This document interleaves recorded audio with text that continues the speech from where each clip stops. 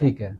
उसके अलावा कुछ दवाइयाँ हैं, ब्लड प्रेशर की कुछ दवाइयाँ हैं जो खांसी का बायस बनती हैं। ब्लड प्रेशर की दवाइयाँ जो खांसी का बायस बनती हैं? जी बिल्कुल। अच्छा।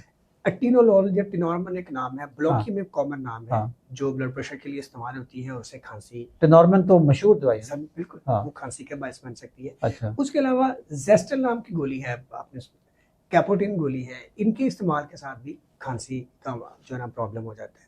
तो ये दो कॉमन ग्रुप हैं जिनकी वजह से खांसी जो है ना वो मरीजों को होती है, और ये दवाइयाँ ब्लड प्रेशर के मरीजों में इस्तेमाल होती है। इवन के कुछ आंख के कतरे ऐसे हैं कि वो आंख के कतरे आंख में डालते हैं आंख के प्रेशर के इलाज के लिए कि उसे खांसी हो रही होती है।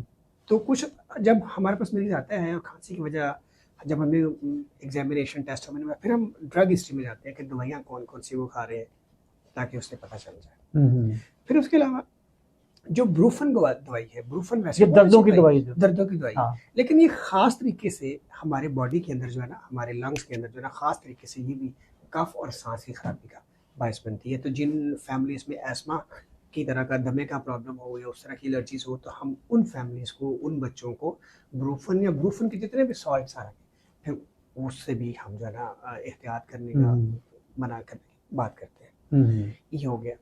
इसके अलावा जो कॉमन खांसी की और वजह, वो सांस की नालियों में जेन्युइन जब सोजिश होती है, जिसको वाकई दमा हो, उसको भी खांसी होती है। फिर जो लोग स्मोकिंग करते हैं सिगरेट के धुएं की वजह से, और सिगरेट का धुआं ना हो, जो स्मोक या आम धुआं, जो आम धुआं है, डस्ट है, वो किसी के घर में स्मोकर वैसे रहता हो, पहुंच जाती है। सब पैसिव स्मोकिंग, हाँ, पैसिव बड़ी स्मोक कॉमन वजह है जिसकी वजह से दायमी खांसी चलती रहती है।